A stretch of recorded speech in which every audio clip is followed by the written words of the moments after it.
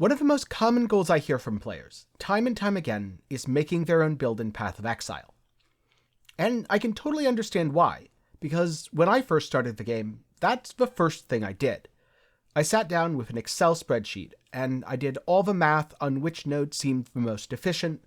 I ended up settling on an Ice Shot Ranger using Valpact. Now, the game is very different today than it was when I did that. So how do you go about making your own build in Path of Exile today? This is a question that I've struggled to answer for a very long time.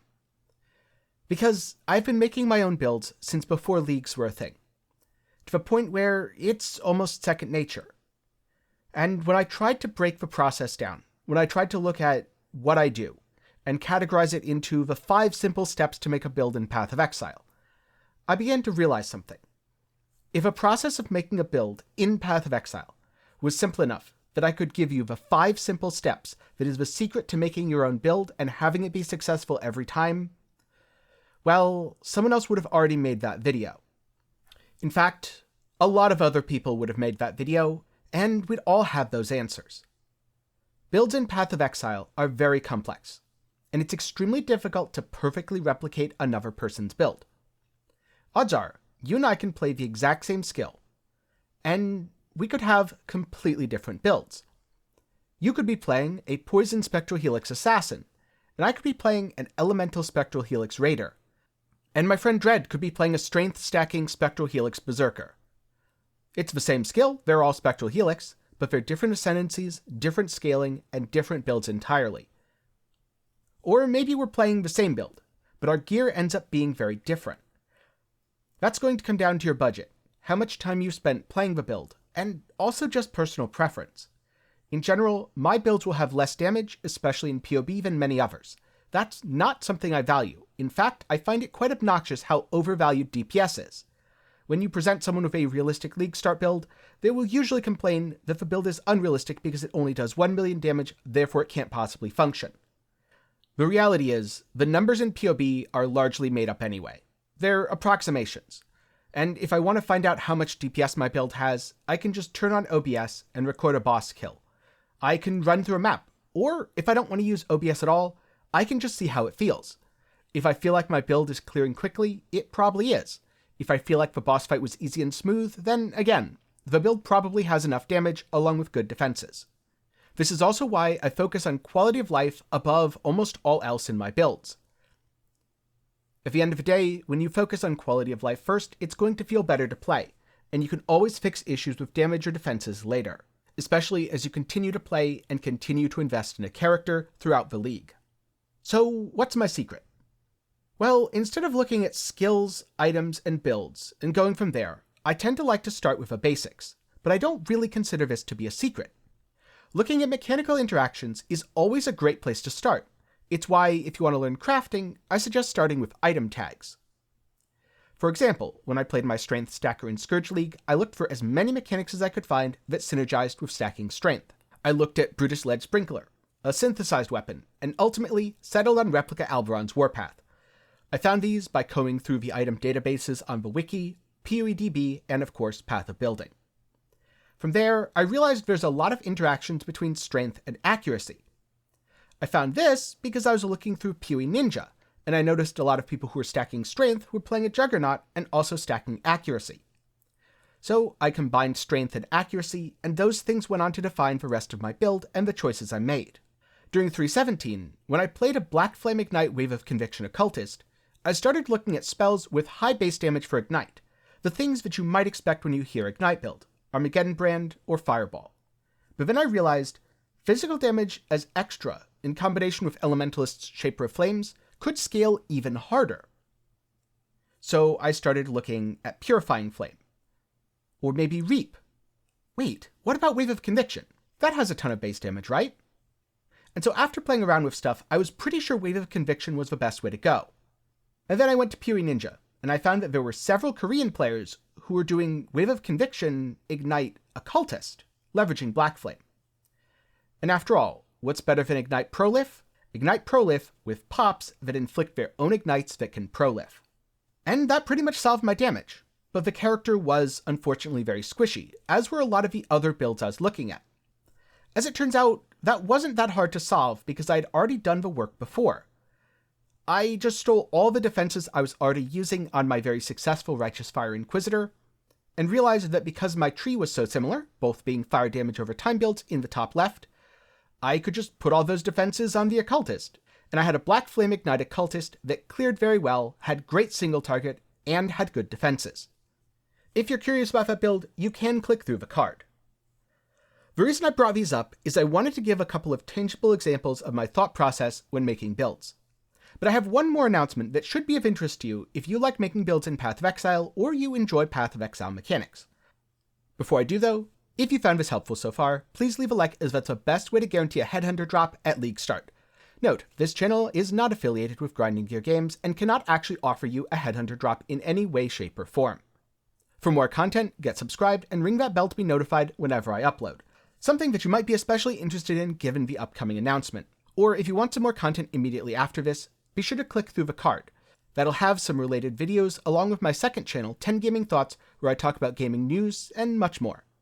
A special thanks to my patrons and YouTube channel members whose continued support allow me to make more in-depth, deep dive videos just like this one. More about how you can support at the end. For now though, the reason I made this video was twofold. First, I wanted to put my thoughts on making builds into a video for a while now.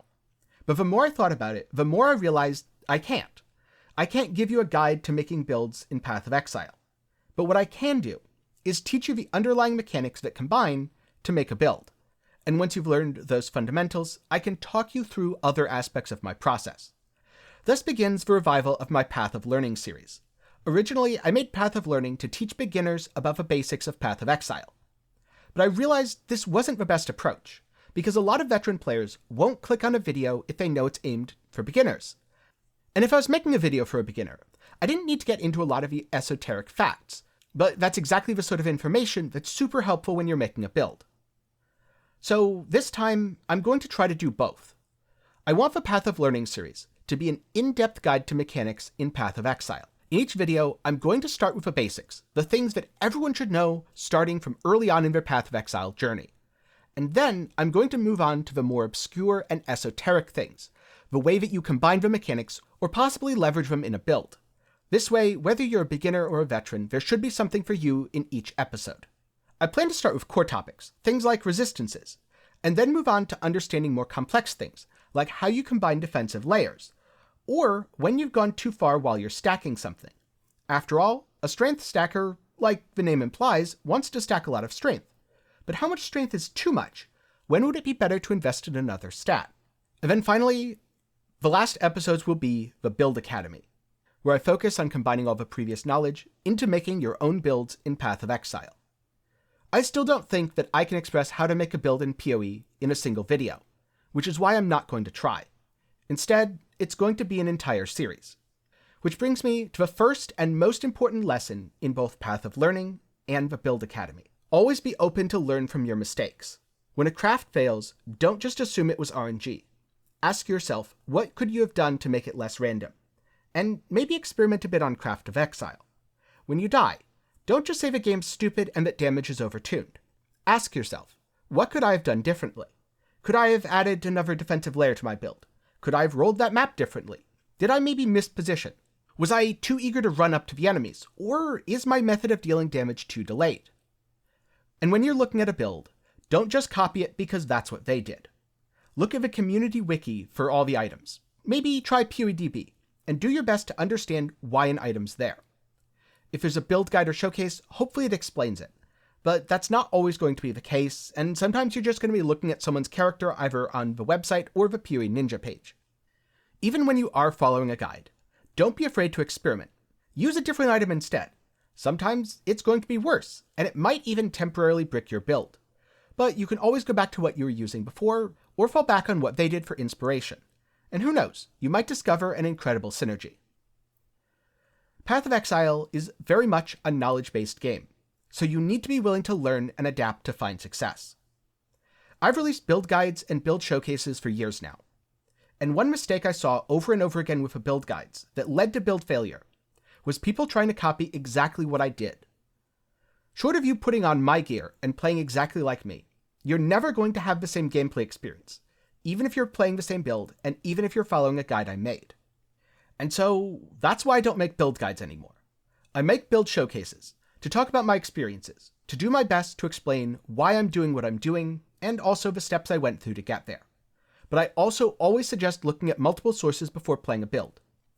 So if you're going to play the build that I'm playing right now, cast on Crit Forbidden Right, then to start with, look at my build showcase from 3.18.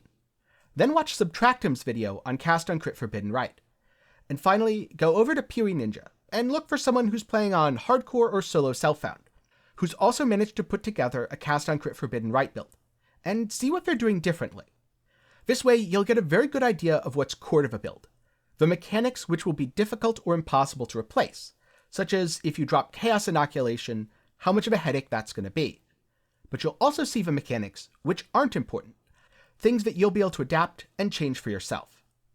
Path of Exile is always about learning, so hopefully through Path of Learning and the Build Academy, you're going to be able to deepen your knowledge about the game and also better understand how builds in Path of Exile work and how you're going to be able to make your own. Of course, this doesn't mean that success is guaranteed. Plenty of my builds have failed in the past. And plenty of builds from your favorite build creator, whoever they are, have also failed as well. But I've often found that I've learned more from a failure than I did from a success. Just remember to be open to learn, because as the old saying goes, you can lead a horse to water, but you can't make it drink. In other words, I'm going to try my best to explain how and why I make builds in Path of Exile, but you're also going to have to be willing to put in quite a bit of work yourself to learn, experiment, and research on your own. For now though, I'm curious, have you ever tried to make your own build in Path of Exile? And if so, how did it go? Did you consider it to be a success back then, and would you still consider it to be a success now? Then I've one more important question. Looking back on it, no matter how recently or long ago that you made that build, what would you change with what you know today? Let me know your thoughts down in the comments below. A special thanks to my patrons and YouTube channel members. Your support helps keep me independent and allows me to turn down things like sketchy mobile game sponsorships. You can do so for as low as $1 a month over on Patreon, or if you want to support me completely for free, then you can join the community by hopping into my Discord, link below. If you want more content, check out my second channel, 10 Gaming Thoughts. It's a place that I use to review games, ramble my way through video essays, and a lot more. Or of course, you can just click the suggested video in the card right now. I hope you learned something today, and maybe I'll see you again sometime soon.